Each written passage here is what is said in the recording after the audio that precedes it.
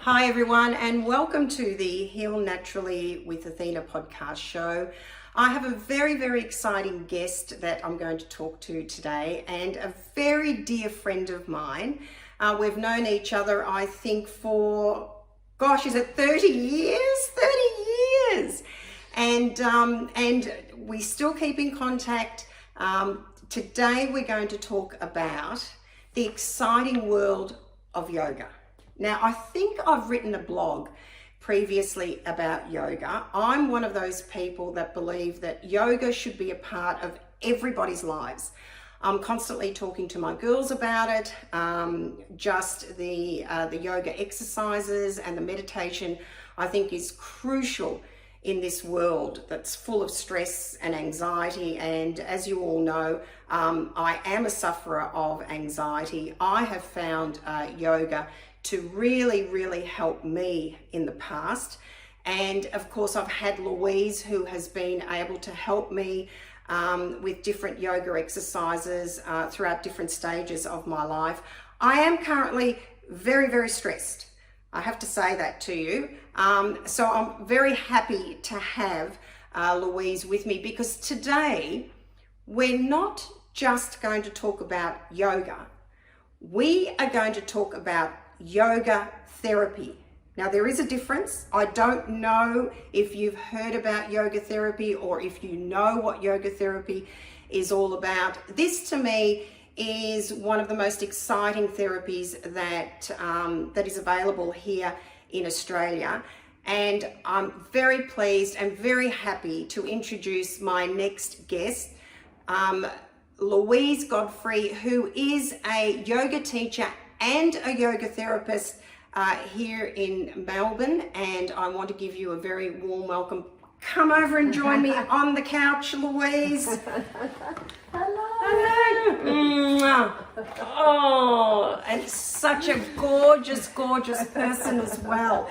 And I'm going to get straight to it. Sure. Yoga, about yoga. I was going to call you yoga then, but you are all about yoga. Louise, could you tell us a little bit about yourself? Okay. Well, in terms of my yoga life, I started doing yoga in about, I think it was 1998, and I was actually having a bit of anxiety at that point of my life. And someone suggested me, and previously I was a dancer. That was my career, professional dancer. And someone suggested to do yoga, and so I went along to a few classes, which I didn't really like. There wasn't a lot of flow and things like that. But eventually I found a really wonderful tradition, the T. Krishnamacharya tradition. And it really helped with everything. I was able to continue my, health in terms of my physical health, but then I learned to look after my mental health as well. So I continued my journey into yoga, and I ended up doing a 2-year yoga teacher training course with the Krishnamacharya tradition. And then I started teaching yoga, and then after that there was a yoga therapy course, which we had some facilitators come from India. And they have clinics over there where they teach people one-on-one, because yoga was always originally taught one-on-one. So when we talk about yoga therapy, it's actually how yoga was always taught. So initially, you as a child, you would find your yoga teacher, and you would have that teacher for life. So in India, even when I travel there now to my ashram, they don't teach in groups. They only teach one-on-one. So if you have any problems, emotional, physical, spiritual, mental issues, you're given a daily practice. So they ask you to commit to a practice to help with your whole well-being. So it's not just, it's strengthening your back or helping you sleep. They look at the whole picture of the person. So then I continued and I did that course, and I don't know, it just all evolved organically, and now I'm just, my whole life is about yoga and well-being, and yeah. And she's very humble. She is renowned for her yoga therapy. And as a matter of fact, I remember when Louise first looked at yoga therapy, and I think at that point you were saying that there were only 10 in Australia that were chosen. They were the chosen ones. Yeah. To go and learn this therapy. And you then went on to explain to me that in India, with such a big population, that a lot of people go to a yoga therapist rather than a GP. Is that correct? Yes. Am I right in saying that? Yeah. So in India, a yoga teacher is quite honoured. So basically, if you have, a health condition or a health problem, sometimes you'll go to the doctor first and the doctor will refer you to a yoga therapist, or sometimes people will just go to the yoga teacher first. So it really just depends. It's a very big part of their culture, yoga and meditation and those sort of things. Well, I was so excited because we know with sometimes with issues, say like anxiety or perhaps even self-esteem or self-confidence, there isn't a lot that you can do for yourself. It's all about managing. And I've done yoga and I've done meditation, and that's not easy to do. Meditation is not easy to do. For any of you who haven't done meditation before, people have this preconceived idea that you're going to be able to switch off and just listen to your breathing immediately. But it doesn't happen immediately. It takes practice and it takes time, and you need to persevere. And I just wanted to, that's got nothing to do with what we're talking about at the moment, but I just wanted to say that because I hear all too many times that people just give up. Yeah, and the thing is, Athena, is that the reason people can't meditate is because the mind's job is to think. And for you to just sit there and stop thinking, it's not what meditation is. Meditation and yoga is about directing the mind in one direction instead of having all these distractions like we do today. And yoga actually is the preparation for meditation. So you get your mind is prepared, your body is prepared, and then you're able to go into that process. It's too hard to just sit there and start, unless you're a Buddhist monk that's done it. But it's worthwhile persevering, isn't it? Absolutely. Because it's a practice that is going to benefit you for the rest of your life. So as a mother of 3 girls, 3 very high achievers who are constantly going through ups and downs in their life, yoga and meditation, I believe, is imperative to them. But that's another story again. I'm more interested in yoga therapy because this could be the answer for a lot of people with whatever you're dealing with or whatever you're battling with. I know that Louise has had one-on-ones with myself and with my daughters as well, and they've certainly benefited from the yoga therapy during the last couple of years. But how big is yoga therapy here in Australia? Like, it'll be something that'll, of course, catch on, but how many yoga therapists are there around? Well, it's a slow growing industry, so people are getting more. I get phone calls, I heard you're a yoga therapist, which didn't really happen before. So it is slowly growing. There's lots of teacher training courses for yoga therapy, so obviously there's a demand. And it's interesting because it's like a new thing here, but it was always how it always was. It's a tradition. Yeah. So there's lots, and I actually train yoga teachers in yoga therapy as well. So it is becoming more. It's like a slow burning revolution. It's happening, but it's a minority at the moment. Yeah. And let's just clarify what you mean by therapy. So I come to you, as I have done at the moment, super stressed. What happens? Okay. If you can just explain what happens with yoga therapy. Yeah, so what happens with yoga therapy is that and it's different to group therapy because it's tailored to each individual. So for example, if Athena came and saw me and she said, I've got insomnia, we give a consultation at first. So we look at the whole person, what their lifestyle is, look at age, look at, occupation, diet, because there's certain things that could be causing the problem. So if you go to a doctor, for example, they will cure you, but it doesn't necessarily mean it heals you, because until you get to the cause of the issue, it will just, what we say, it dumps in the body somewhere else. So what we do as yoga therapists, we look at the whole person, we look at the causes, so the whole body heals and you start a new pattern, particularly if you've had the pattern for a long time.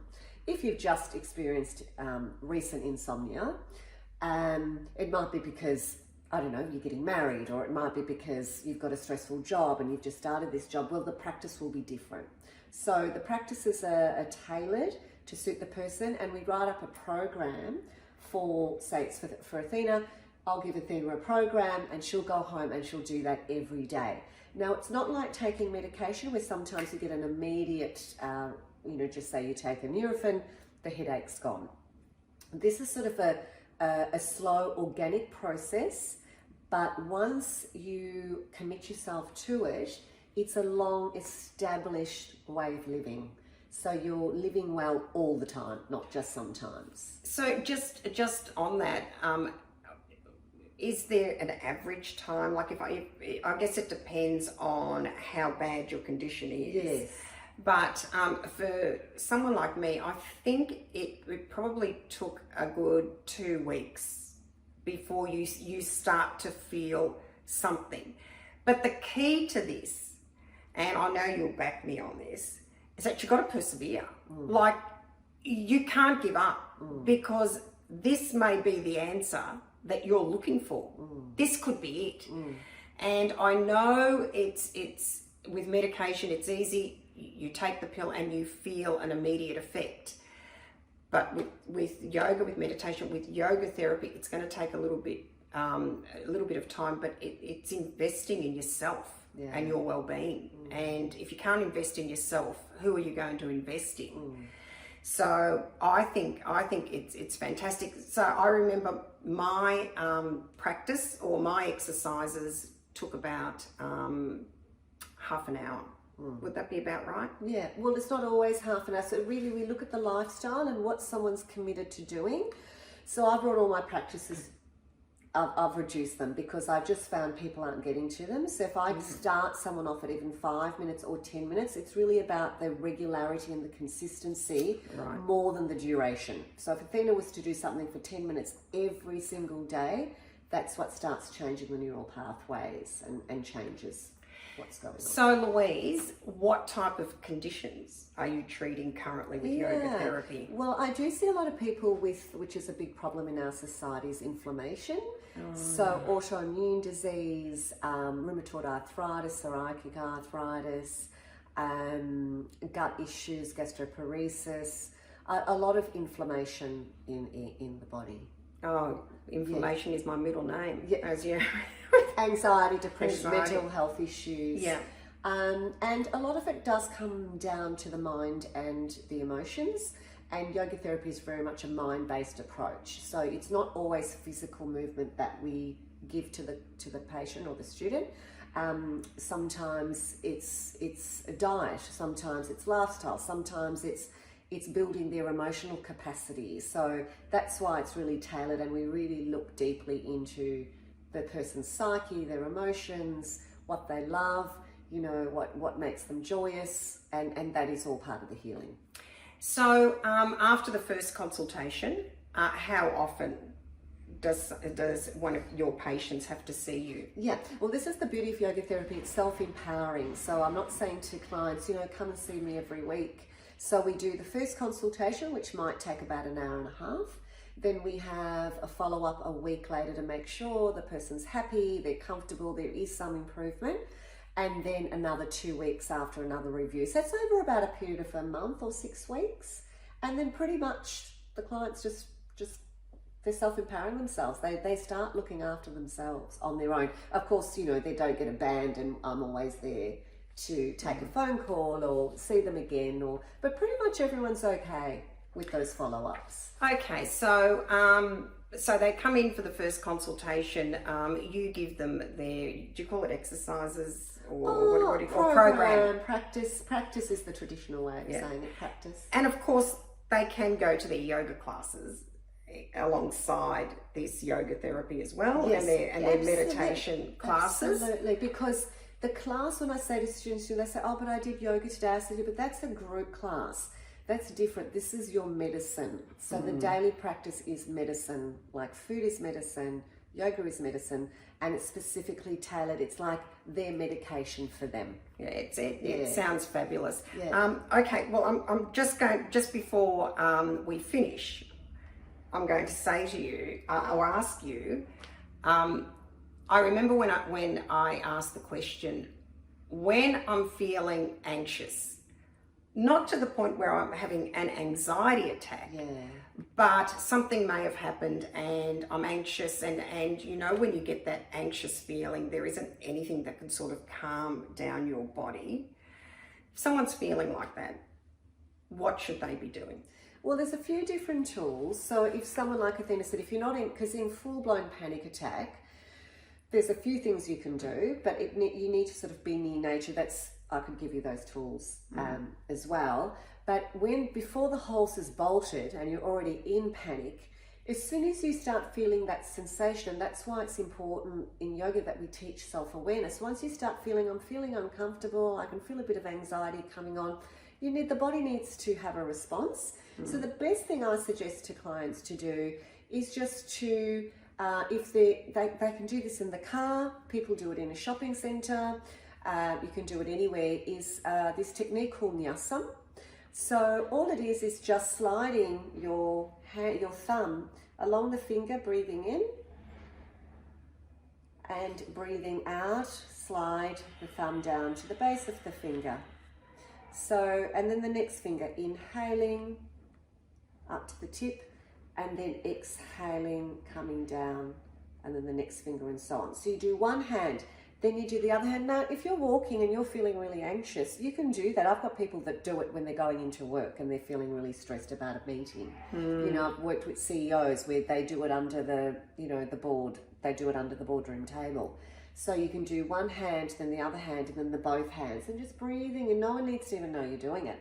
Or if you're at home, you can just sit down, close your eyes, lay down, that sort of thing. So that's a really, really good tool. But the body is going into that action, I would say, for you to respond, to do something. If it's to sit down, lay down, do some breathing, just breathe into your belly and then breathe out. That's very hard to do when you're in panic, so this is before the panic stage. Yeah. And I remember one other practice, and I'll never forget it, but mind you, you probably have to be at home to do this. You can't do it in the middle of the office during a really busy day. But I remember you saying to me to put my legs up a wall, and to lie down so that all the blood flows to my head. Well, what happens when you put legs up the wall? We have these baroreceptors in our neck, and with that movement of the blood, it taps into that. Now, as soon as those get touched, it basically signals the heart rate to slow down. So when the heart rate slows down, the mind slows down, the nervous system, etc. So that's why legs up the wall is a really good idea. Or you could put legs up on a chair. The only time we don't recommend that is if you've got low blood pressure, because everything lowers, and if you go to stand up, you might faint or feel dizzy. So not for anybody with low blood pressure. Just remember that. 20 minutes is good, but if you feel any tingling in the feet, it just means you're lacking oxygen because you're upside down. So you just sort of bend the knees till that tingling stops, and you can go back into it or just come out of it. But that's very good for just reducing that anxiety and stress, but you need to have them up for at least about 5-10 minutes before you feel the difference. Yeah, at least 5 minutes. I use it quite often, not in the middle of a shopping centre, of course, and not in the middle of a restaurant, even though I'd like to, but certainly that thumb, it's called nyasa, is a great idea, because she's right. You can do that at any time. That's a fantastic tip, Louise. Louise Godfrey, if you want to know anything more about yoga therapy, Louise's business is called shriyoga.com. shriyogaandmeditation.com. Okay, so look up yoga therapy and Louise Godfrey. Thank you so much, Louise. Namaste. Namaste. For being a part of the Heal Naturally podcast show. Loved having you. And I look forward to our coffee catch up soon. Thanks, Athena. Thanks. Bye.